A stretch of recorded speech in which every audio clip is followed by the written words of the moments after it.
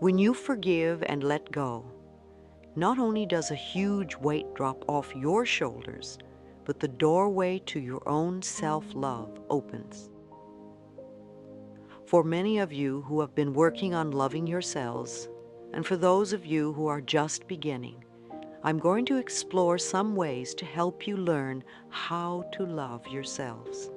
I call it my 10 steps, and I have sent thousands of people this list over the years. Loving yourself is a wonderful adventure. It's like learning to fly. Imagine if we all had the power to fly at will. How exciting it would be. Let's begin to love ourselves right now. Many of us seem to suffer from a lack of self-esteem at one level or another. It's very difficult for us to love ourselves because we have all these so-called faults inside us that we feel make it impossible to love ourselves exactly as we are. Usually, we make loving ourselves conditional, and then when we are involved in relationships, we make loving the other person conditional also. We've all heard that we really can't love someone else until we love ourselves. So now that we have seen the barriers we have set up for ourselves, how do we catapult to the next step? 1. Probably the most important key is to stop criticizing yourself. I've talked about criticism before. If we tell ourselves that we are okay, no matter what is going on, we can make changes in our lives easily. It is when we make ourselves bad that we have great difficulty. We all change, everyone. Every day is a new day, and we do things a little differently than we did the day before. Our ability to adapt and flow with the process of life is part of our power. Those who have come from dysfunctional homes often become super responsible and have gotten in the habit of judging themselves unmercifully. They have grown up with tension and anxiety. The message they get as children of dysfunctional homes is, there must be something wrong with me. Think for a moment about the words you use when scolding yourself. Some of the phrases people tell me are stupid, bad boy, bad girl, useless, careless, dumb, ugly, worthless, sloppy, dirty, etc. Are these the same words you use now when you're describing yourself? There is a tremendous need to build self-worth and value in ourselves, because when we feel not good enough, we find ways to keep ourselves miserable. We create illness or pain in our bodies. We procrastinate about things that would benefit us. We mistreat our bodies with food, alcohol, and drugs. We are all insecure in some ways because we are human. Let us learn not to pretend that we are perfect. Having to be perfect only puts immense pressure on ourselves, and it prevents us from looking at areas of our lives that need healing. Instead, we could discover our creative distinctions, our individualities, and appreciate ourselves for the qualities that set us apart from others. Each one of us has a unique role to play on this earth, and when we are critical of ourselves, we obscure it. 2. We want to stop scaring ourselves. Many of us terrorize ourselves with frightful thoughts and make situations worse than they are. We take a small problem and make it into a big monster. It's a terrible way to live, always expecting the worst out of life. How many of you go to bed at night creating the worst possible scenario of a problem? That's like a little child who imagines monsters under the bed and then gets terrified. It's no wonder you can't sleep. As a child, you needed your parent to come and soothe you. Now, as an adult, you know you have the ability to soothe yourself. People who are ill do this a lot. Often they visualize the worst, or they are immediately planning their funerals. They may give their power to the media and see themselves as statistics. You may also do this in relationships. Someone doesn't call you and immediately you decide that you are totally unlovable and that you'll never have another relationship again. You feel abandoned and rejected. You do the same thing with your job. Someone makes a remark at work and you begin to think you're going to be fired. You build these paralyzing thoughts in your mind. Remember, these frightening thoughts are negative affirmations. If you find yourself habitually reviewing a negative thought or situation in your mind, find an image of something you really would like to replace it with. It could be a beautiful view or a sunset, flowers, a sport, or anything you love. Use that image as your switch to image every time you find that you are scaring yourself. You could say to yourself, "No, I'm not going to think about that anymore. I'm going to think about sunsets or roses or Paris or yachts or waterfalls or whatever your image is." If you keep doing this, you will eventually break the habit. Again, it takes practice. 3. Another way is to be gentle and kind and patient with yourself. I've heard, "Dear God, I pray for patience and I want it right now." But patience is a very powerful tool. Most of us suffer from the expectation of immediate gratification. We must have it now. We don't have the patience to wait for anything. We get irritable if we have to wait in lines or are stuck in traffic. We want all the answers and all the goodies right now. Too often, we make other people's lives miserable by our own impatience. But impatience is a resistance to learning. Impatience is resistance to learning. We want the answers without learning the lesson or doing the steps that are necessary for our growth. You could think of your mind as if it were a garden. To begin with, a garden is a patch of dirt. You may have a lot of brambles of self-hatred and rocks of despair, anger and worry. An old tree called fear needs pruning. Once you get some of these things out of the way and the soil is in good shape, you add some little seeds or plants of joy and prosperity. The sun shines down on it, and you water it and give it nutrients and loving attention. At first, not much seems to be happening, but you don't stop. You keep taking care of your garden. If you are patient, the garden will grow and blossom. The same with your mind. You select the thoughts that will be nurtured, and with patience they grow and contribute to creating the garden of experiences you want. We all make mistakes. It's okay to make mistakes while you are learning. As I said, so many of you are cursed with perfectionism. You won't give yourself a chance to really learn anything new because if you don't do it perfectly in the first 3 minutes, you assume you are not good enough. Anything you're going to learn takes time. When you first begin doing something, it usually doesn't feel right. To show you what I mean, take a moment right now and clasp your hands together. There's no right or wrong way to do this. Clasp your hands and notice which thumb is on top. Now open your hands and then clasp your hands again with the other thumb on top. It probably feels strange, odd, maybe even wrong. Clasp them again the first way, then the second, and the first again, and the second way, and hold it. How does it feel now? Not so odd, not so bad. You're getting used to it. Maybe you can even learn to do it both ways.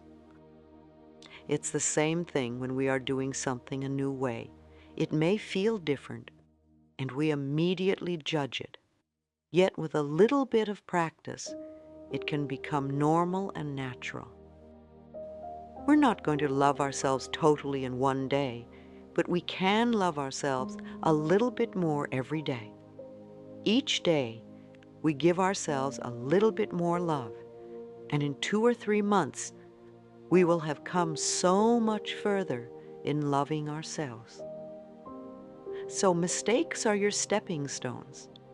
They are valuable because they're your teachers. Don't punish yourself for making a mistake. If you are willing to learn and grow from the mistake, then it serves as a step towards fulfillment in your life. Some of us have been working on ourselves for a very long time and wonder why we still have issues that come up for us. We need to keep reinforcing what we know, not resisting by throwing up our hands in the air and saying, "What's the use?" As we learn new ways, we need to be gentle and kind to ourselves. Remember the garden. When the negative weeds grow, pluck them out as quickly as you can. Number 4, we must learn to be kind to our minds. Let's not hate ourselves for having negative thoughts. We can think of our thoughts as building us up rather than beating us up. We don't have to blame ourselves for negative experiences. We can learn from these experiences. Being kind to ourselves means we stop all blame, all guilt, all punishment, and all pain. Relaxation can help us as well. Relaxation is absolutely essential for tapping into the power within, because if you are tense and frightened, you shut off your energy. It only takes a few minutes a day to allow the body and the mind to let go and relax. At any moment, you can take a few deep breaths, close your eyes, and release whatever tension you're carrying. As you exhale, become centered and say to yourself silently, "I love you. All is well." You will notice how much calmer you feel. You are building messages that say you don't have to go through life tense and frightened all the time. Meditate on a daily basis. I also recommend quieting your mind and listening to your own inner wisdom. Our society has made meditation into something mysterious and difficult to achieve. And yet meditation is one of the oldest and simplest processes there is. All we need to do is get into a relaxed state and repeat silently to ourselves words like love or peace or anything meaningful to us. Om is an ancient sound that I often use at my workshops, and it seems to work very well. We could even repeat, "I love myself," or "I forgive myself," or "I am forgiven," and then just listen for a while. Some people think that if they meditate, they have to stop their minds from thinking. We really can't stop the mind, but we can slow down our thoughts and then just let them flow through. Some people sit with a pad and pencil and write down their negative thoughts because they seem to dissipate more easily. If we can get to a state where we are watching our thoughts float by, oh, there's a fear thought and some anger. Now there's a love thought, and now a disaster. There's an abandonment thought, a joy thought. And don't give these thoughts importance. Then we begin to use our tremendous power wisely. You can begin meditation anywhere and allow it to become a habit. Think of meditation as focusing on your higher power. You become connected with yourself and your inner wisdom. You can do it in whatever form you like. Some people go into a kind of meditation while they're jogging or walking. Again, don't make yourself wrong for doing it differently. I love to get on my knees in the garden and dig in the dirt. It's a great meditation for me. An excellent, easy to understand book on meditation is Minding the Body, Mending the Mind by Joan Borisenko. Visualize optimistic outcomes. Visualization is also very important, and there are many techniques you can use. Dr. Carl Symington, in his book Getting Well Again, recommends a lot of visualization techniques for people with cancer, and they often yield excellent results. With visualization, you create a clear, positive image that enhances your affirmation.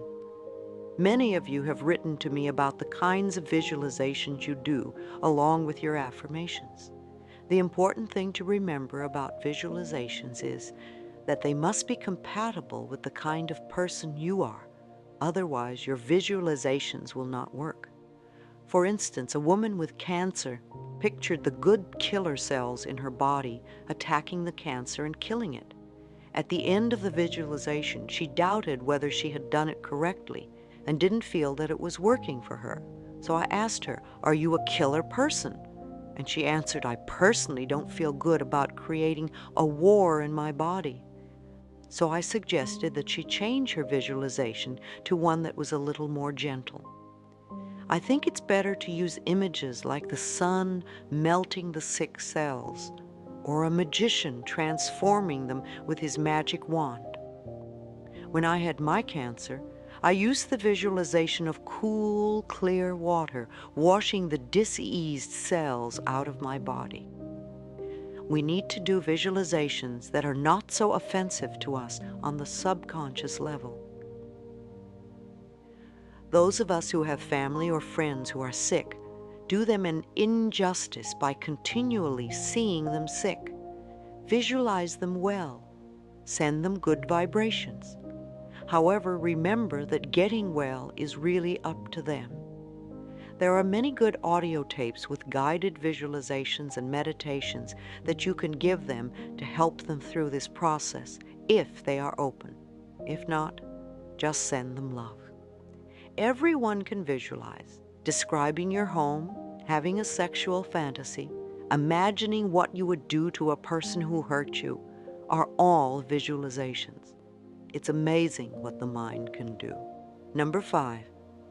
The next step is to praise yourself. Criticism breaks down the inner spirit, and praise builds it up.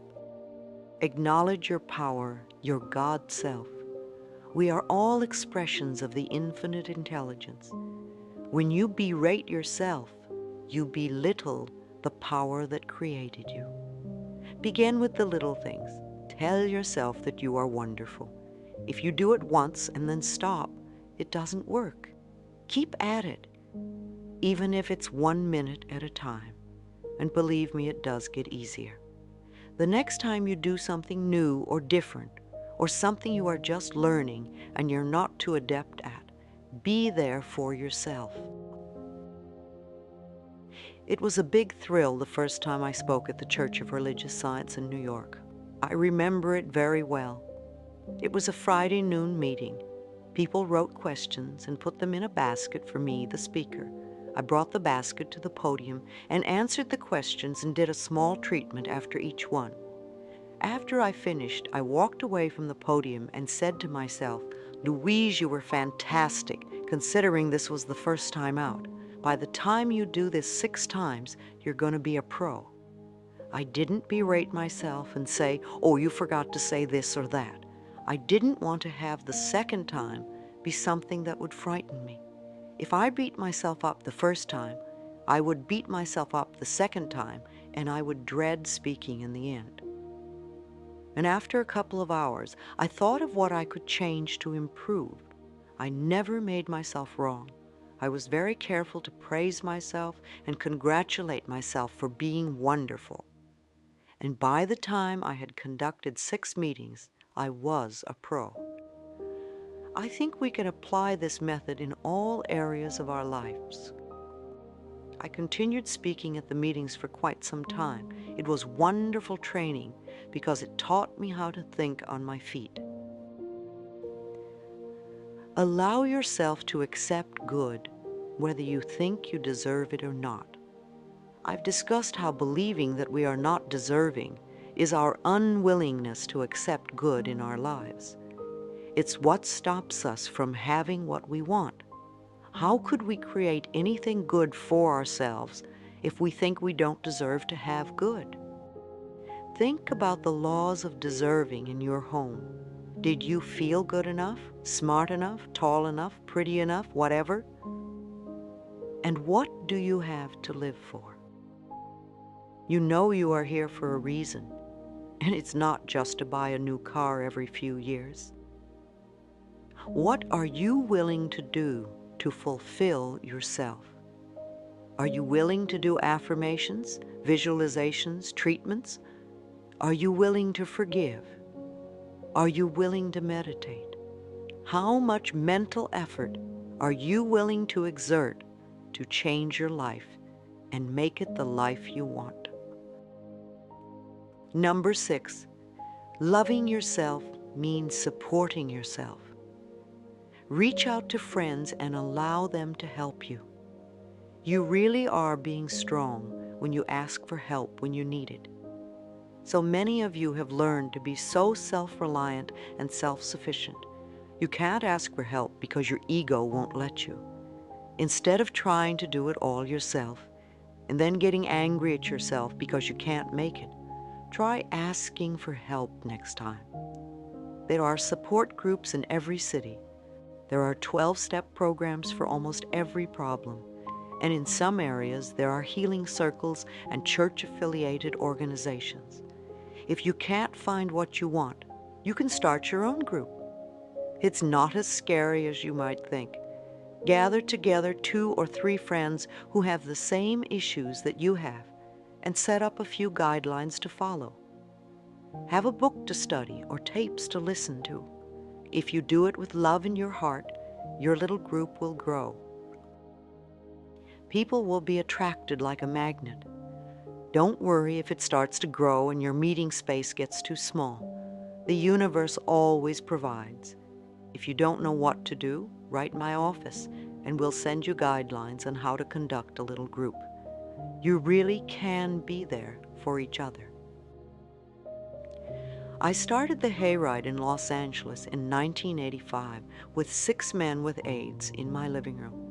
We didn't know what we were going to do about this intense crisis. I told them we weren't going to sit around playing Ain't It Awful, because we already knew that.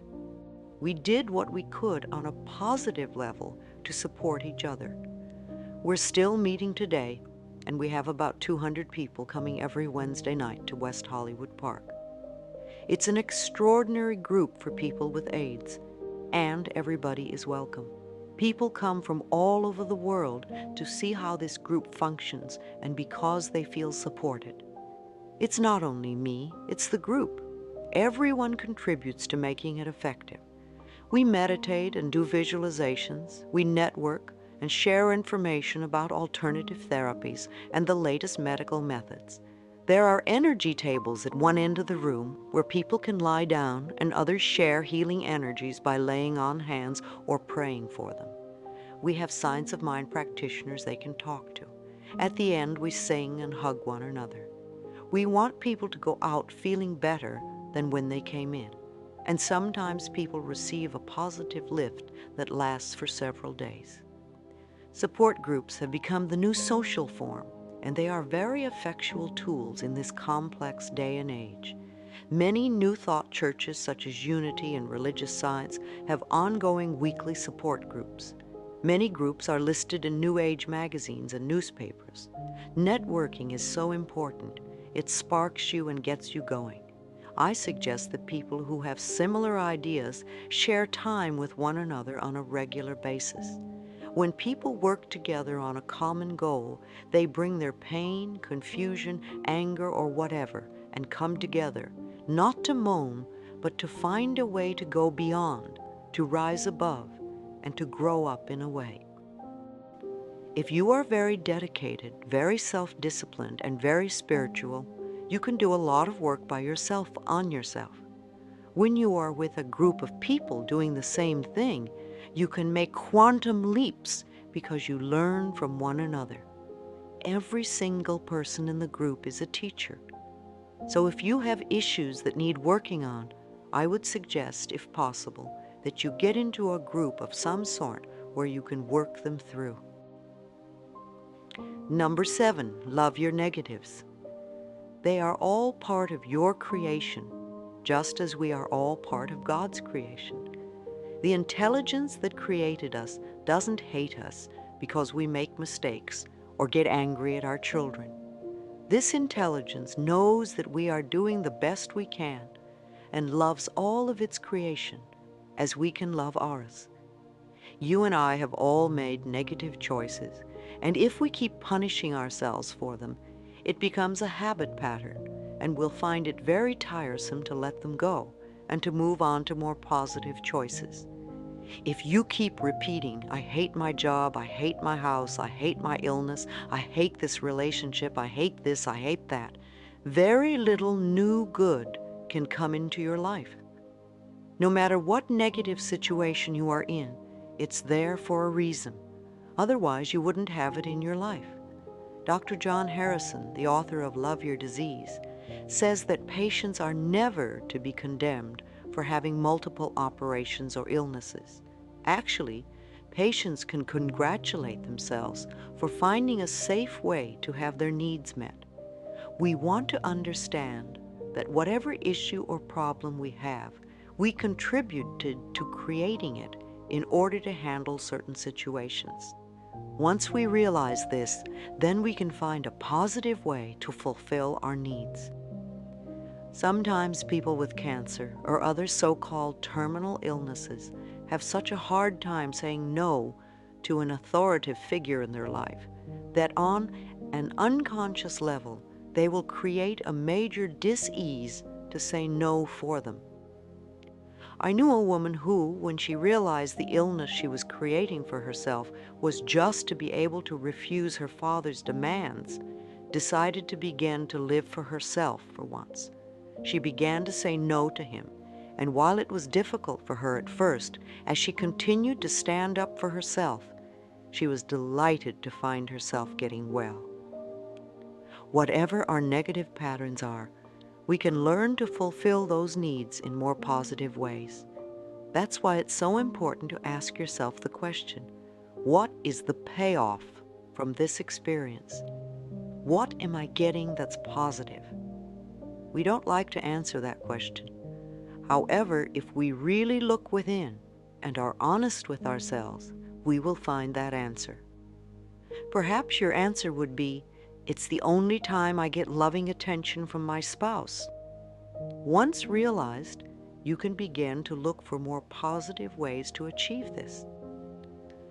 Humor is another potent tool. It helps us release and lighten up during stressful experiences. At the hayride, we set time aside for jokes. Sometimes we have a guest speaker called the Laugh Lady. She has a contagious laugh and puts everyone on a laughter cycle. We can't always take ourselves too seriously, and laughter is very healing. I also recommend watching old comedies, such as those of Laurel and Hardy, when you're feeling low or down. When I did private counseling, I would do my best to get people to begin to laugh at their problems. When we can see our lives as a stage play with soap opera and drama and comedy, we get a better perspective, and we are on the way to healing. Humor enables us to pull back from the experience and to see it in a larger perspective. Number 8, take care of your body. Think of your body as this marvelous house in which you live for a while. You would love your house and take care of it, wouldn't you? So watch what you put into your body. Drug and alcohol abuse is so prevalent because they are two of the most popular methods of escape. If you are into drugs, it doesn't mean that you are a bad person. It means you haven't found a more positive way of fulfilling your needs. Drugs beckon to us, come and play with me and we'll have a good time. And it's true, they can make you feel wonderful. However, they alter your reality so much, and although it isn't evident at first, you have to pay a terrible price in the end. After taking drugs for a while, your health deteriorates immensely, and you feel awful most of the time.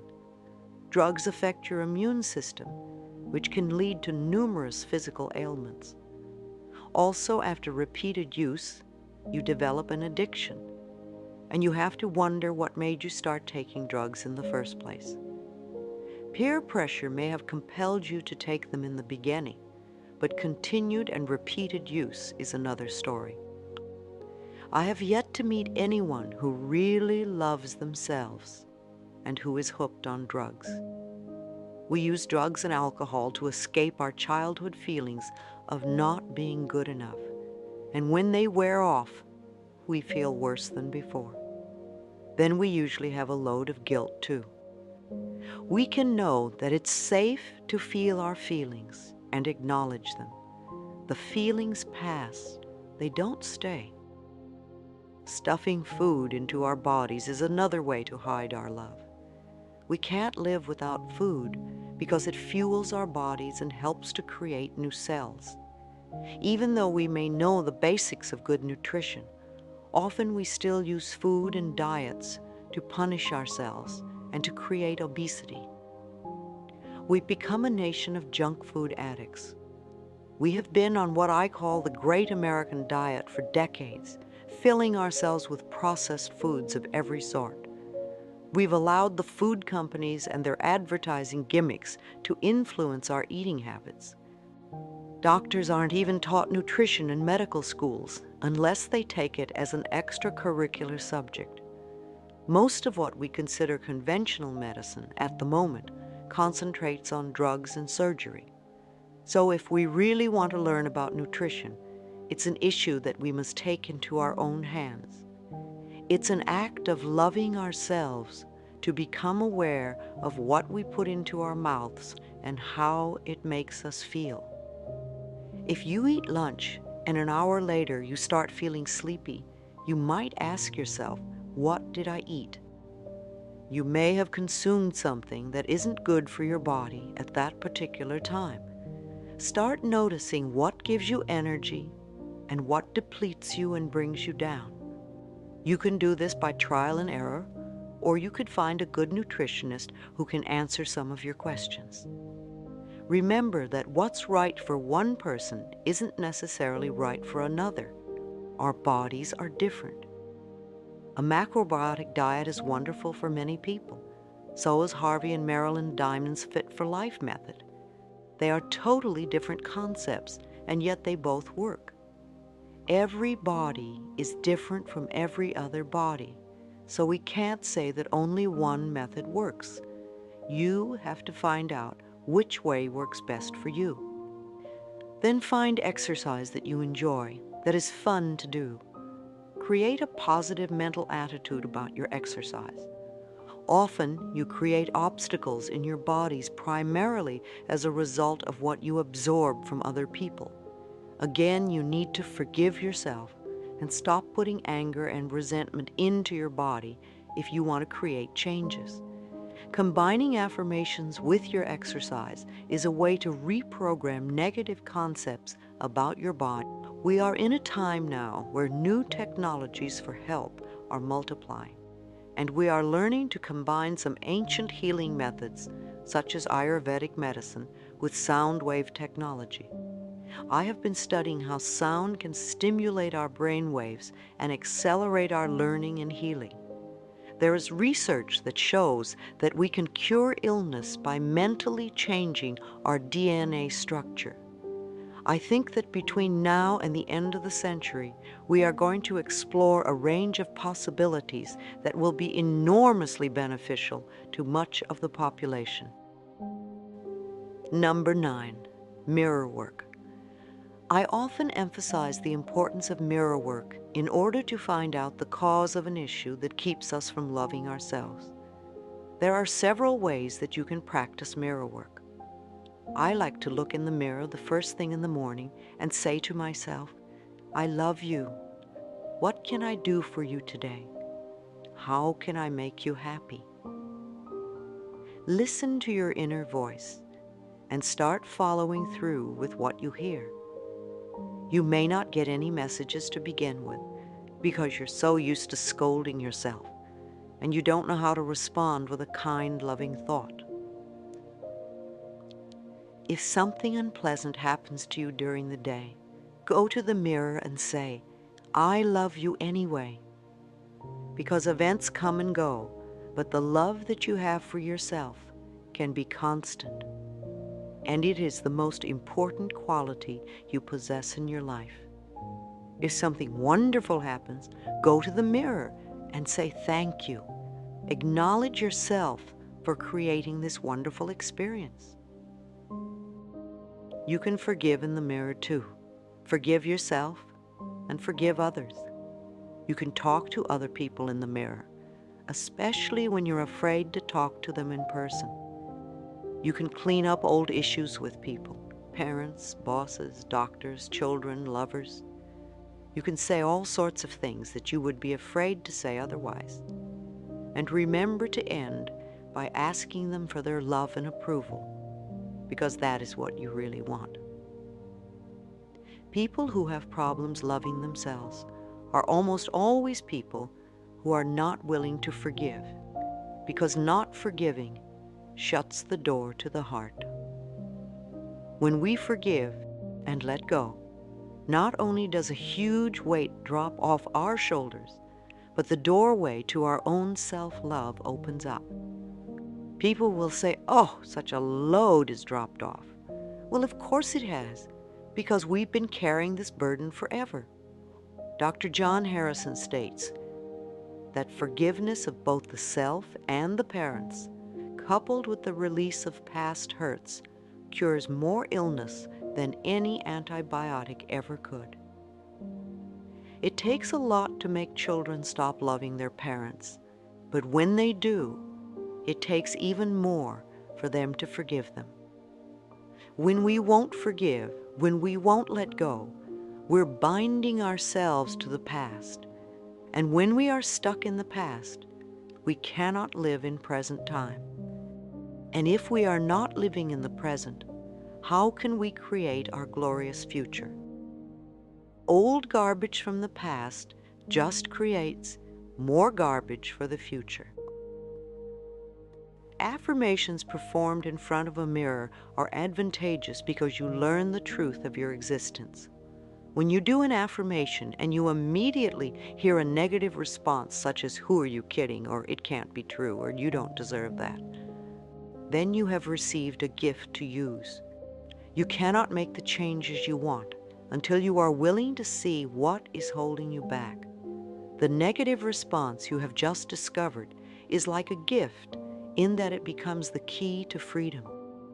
Turn that negative response into a positive affirmation, such as, "I now deserve all good. I allow good experiences to fill my life." And repeat the new affirmation until it does become a new part of your life. I have also seen families change enormously when just one person does affirmations. Many people at the hayride come from estranged families. Their parents literally will not talk to them.